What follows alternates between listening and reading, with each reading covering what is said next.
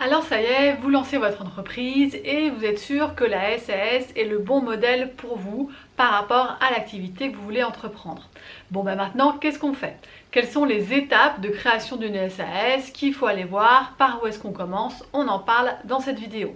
Et en fin de vidéo, je vous expliquerai qui peut vous aider à monter votre SAS et mon avis sur les différents partenaires que vous pouvez choisir. Si vous voulez des informations juridiques et administratives sur votre entreprise, depuis sa création jusqu'à sa fin, n'hésitez pas à vous abonner à ma chaîne, je publie une vidéo chaque semaine et n'hésitez pas à cliquer sur la cloche pour être notifié de chaque nouvelle vidéo. Bonjour à tous, je m'appelle Héloïse de Castelnau et je suis avocate depuis 15 ans. Régulièrement, j'aide des clients à monter leur société, notamment la société de SAS qui est vraiment le modèle le plus choisi aujourd'hui. Très souvent, quand mes clients arrivent, en fait, ils ne savent pas concrètement par où commencer, comment se passent les étapes, le processus de création de SAS.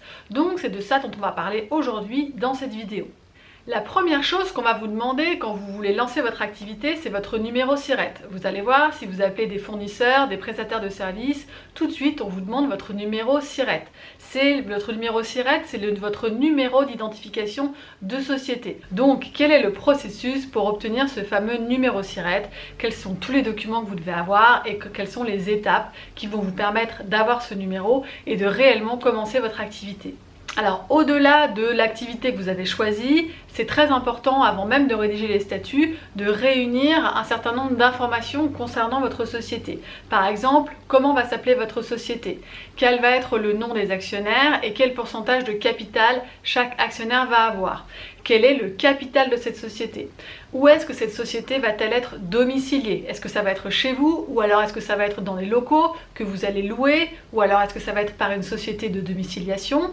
Quelle va être la banque que vous choisissez pour votre société? Est-ce que vous allez ouvrir un compte professionnel dans votre banque actuelle? Est-ce que vous allez choisir une banque à distance? Ensuite, est-ce que vous avez déjà choisi un comptable? Est-ce que vous avez déjà discuté avec un comptable? Parce que une fois que vous aurez votre société créée, vous aurez l'obligation de passer par un expert comptable pour faire votre bilan. Donc c'est important d'en rencontrer avant la création de sa société. Et enfin, quel régime fiscal vous avez choisi? Tout ça, c'est des choses auxquelles vous devez avoir pensé avant même de vous poser la question de savoir comment vous allez rédiger vos statuts et comment vous allez remplir les papiers pour obtenir votre numéro SIRET et avoir votre société officiellement créée. Ensuite, une fois que vous avez toutes ces informations, il y a la rédaction des statuts. Les statuts, je viens d'en parler. Les statuts, c'est quoi? C'est le règlement intérieur de votre société. C'est d'une part le document qui va dire quelles sont les informations fondamentales de votre société, le nom, l'adresse, le capital social, etc., etc. Et puis ça va vraiment organiser votre société, comment est-ce qu'on prend les décisions, quelles sont les règles de majorité pour tel type ou tel type de décision, etc., etc. C'est un document indispensable qui va être transmis au greffe et ensuite qui sera accessible à tout le monde. N'importe qui pourra aller sur le site InfoGreffe et commander vos statuts, ça coûte un petit peu d'argent, mais voilà, c'est de manière légale, il est obligatoire que les statuts de toutes les sociétés de France soient accessibles à n'importe qui. Si vous souhaitez qu'un certain nombre d'informations restent privées, dans ces cas-là, il faut rédiger ce qu'on appelle un pacte d'associés, ce qui est très fréquent en SAS, mais pour des modèles simples de SAS, notamment quand on est tout seul, qu'on lance sa première entreprise, c'est pas du tout indispensable. Si vous voulez que je fasse une vidéo sur le pacte d'associés, si vous avez des questions là-dessus, n'hésitez pas à le mettre en commentaire, je me ferai un plaisir d'y répondre. Ensuite, une fois que vous avez rédigé vos statuts, vous allez faire l'ouverture du compte bancaire. En fait, vous allez aller voir votre banquier, le banquier que vous avez choisi, vous allez lui transmettre une copie de vos statuts signés. En général, le banquier demande votre carte d'identité, une attestation de domicile, en général c'est ça qu'ils font. Et puis le banquier va attester de l'ouverture du compte et du transfert de capital. C'est très important, vous ne pouvez pas créer votre société sans qu'il y ait un papier du banquier qui précise que vous avez bien versé le montant du capital sur le compte bancaire de la société et que du coup, votre compte bancaire est créé. Je précise que pour la SAS, vous pouvez ne déposer que 50% du capital. Donc si vous faites une société avec 1000 € de capital, vous pouvez ne déposer que 500 €. Ça, c'est tout à fait possible. Une fois que le compte bancaire est créé, votre banquier il va vous envoyer une attestation d'ouverture de compte et une attestation de dépôt de capital. Là, qu'est-ce qui se passe? Eh bien, il faut déposer le dossier de création au greffe, le dossier de demande d'immatriculation. Qu'est-ce qu'il y a dans ce dossier? D'abord, il y a les formulaires du greffe. Quand on crée une SAS, il faut remplir des formulaires. Il y a le formulaire MO, il y a aussi le formulaire...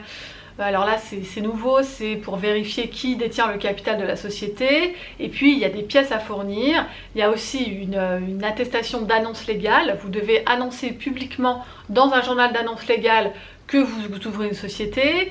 Il y a des éléments sur le dirigeant de la société, le président. Il faut sa carte d'identité, il faut une déclaration de non-condamnation. Enfin, il faut un certain nombre de pièces qu'il faut envoyer au greffe pour que le greffe immatricule votre société. Les démarches au greffe, elles coûtent aux alentours de 60 €. Il y a quelque chose qui coûte cher, c'est l'annonce légale. Quand vous allez faire votre annonce légale, en général, c'est aux alentours de 200 €. Donc pour la création d'une société, il faut compter environ 300 € de frais administratifs. Une fois que vous avez tout envoyé au greffe, en général dans les jours qui suivent, enfin ça dépend des greffes, mais on va dire dans un délai d'une semaine, 15 jours, votre société va être officiellement créée et vous allez recevoir ce qu'on appelle un CABIS. Le CABIS, c'est la carte d'identité de votre société. Il y a toutes les informations dessus. Là encore, c'est un document public que n'importe qui peut commander. Donc vous aussi, si un jour vous perdez ce document, c'est pas grave, vous pouvez le commander sur Infogreffe. Ça coûte aux alentours de 2 €, c'est pas très cher. Donc ça, c'est vraiment un document important. Et puis, le plus important, c'est votre numéro SIRET, votre numéro d'identification qui évidemment apparaît sur votre CABIS. Qu'est-ce qui va se passer ensuite? Eh bien, en principe, le greffe va transmettre au centre des impôts des entreprises et à l'URSSAF les coordonnées de votre société. Tout va dépendre ensuite si vous êtes dirigeant rémunéré ou pas, etc. Normalement, les impôts et l'URSSAF vont vous retrouver, vont vous envoyer les documents, mais vérifiez bien si vous n'avez rien reçu au bout de plusieurs semaines de la part de l'URSSAF ou des impôts, vérifiez bien à leur écrire ou parlez-en à votre expert comptable parce que normalement, ils sont censés vous envoyer des documents dans les semaines qui suivent. Et le risque, si vous ont oublié, c'est qu'ils vous réclament de l'argent des années plus tard et ils vous réclament des grosses sommes. Ça, c'est quand même des choses qui arrivent. L'URSSAF vous oublie et puis 2 ans plus tard, ils vous disent « Ah oui, au fait, monsieur, on vous avait oublié et vous nous devez 9 000 €. » Ça, c'est des choses qui arrivent. Donc surtout, veillez bien à ce qu'on ne vous ait pas oublié. Alors en conclusion, je voulais vous donner mon avis sur qui peut vous aider à monter votre société. Alors la première question, est-ce que vous pouvez monter votre société tout seul ? Franchement, si c'est votre première société que vous n'y connaissez rien, pour moi la réponse est non. Que ce soit les statuts ou remplir les formulaires, c'est assez compliqué. Et moi j'ai jamais vu de client qui n'avait pas quand même plein de questions à ce sujet. C'est un petit peu difficile de faire ça tout seul. Alors il y a plusieurs types de personnes qui peuvent vous aider. Il y a d'abord évidemment toutes les nouvelles plateformes, LegalStart, Captain Contrat, etc. Est-ce que c'est suffisant pour monter sa société? Parce qu'en général c'est ce qu'il y a de moins cher. Alors franchement ça dépend. Moi j'avais un ami qui avait déjà eu une société par le passé, il était redevenu salarié et là il voulait recréer une société. C'est quelqu'un qui savait comment les choses fonctionnent, il avait déjà un expert comptable. Lui, très clairement, il m'a posé la question, est-ce que si je passe par une plateforme, c'est suffisant? Et je lui ai dit franchement oui.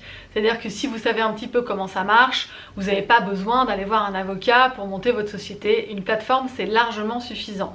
Maintenant, pour les gens qui n'ont aucune expérience, dont c'est la première expérience entrepreneuriale, je trouve que c'est un petit peu juste. Je trouve que ces plateformes, elles sont très bien quand on sait exactement ce qu'on veut. Le problème, c'est que quand c'est la première fois qu'on fait ça, eh ben, on ne sait pas nécessairement ce qu'on veut et on ne sait pas exactement où est-ce qu'on met les pieds. Et dans ces cas-là, les plateformes, je trouve ça un petit peu juste.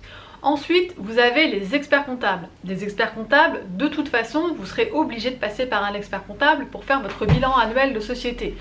La plupart des experts comptables, ils proposent des prestations pour créer votre société. Donc, quand vous allez penser à votre projet entrepreneurial, l'idéal c'est d'aller voir 2 ou 3 experts comptables, de trouver celui qui vous convient, celui avec lequel vous avez un meilleur feeling, et puis éventuellement de passer par lui pour la rédaction de vos statuts et les formalités au greffe. Enfin, le dernier type de personnes qui peuvent vous aider, c'est évidemment les avocats. Les avocats, c'est souvent les plus chers, mais c'est aussi le meilleur service. C'est logique. Quand j'aide des gens à créer des sociétés, Je leur donne plein de conseils à côté, c'est-à-dire que je ne fais pas que la rédaction des statuts et les formalités, on parle de plein d'autres sujets qui sont liés à leur activité, que ce soit les contrats qu'ils doivent signer, des conditions générales de vente, que ce soit leur statut parce qu'ils sont mariés, ils veulent investir dans telle chose, etc. On se pose plein de questions et je leur donne plein d'informations qu'ils n'auraient pas eues via une plateforme et je ne sais pas avec un expert comptable. Mais la contrepartie, c'est que c'est plus cher. Donc c'est tout à fait logique. Si vous avez une activité, que vous vous posez plein de questions par rapport à plein de choses sur votre société, plein d'aspects juridiques, moi je vous conseille de passer par un avocat parce qu'il répondra à toutes vos questions. Voilà, donc ça c'est les 3 types de personnes qui peuvent vous aider à monter une société. Tout va dépendre de votre besoin et puis évidemment de votre budget. Pour compléter cette vidéo, n'hésitez pas à regarder les vidéos que j'ai faites sur le bon statut à choisir. Parce que très souvent, moi j'ai des clients qui arrivent et qui me disent je veux monter une SAS et il m'est arrivé de dire non monsieur, en fait vous feriez mieux d'être EIRL ou vous feriez mieux d'être micro-entrepreneur. Chaque situation est différente et ça peut au final vous coûter plus d'argent que de choisir un autre statut qui est peut-être plus adapté à votre situation. Donc vraiment n'hésitez pas à regarder cette série de vidéos pour être sûr que vous choisissez le bon statut par rapport à votre activité et à votre projet professionnel. J'espère que cette vidéo vous aura été utile. N'hésitez pas encore une fois à me mettre vos questions dans les commentaires. Je vous dis à la semaine prochaine. Au revoir.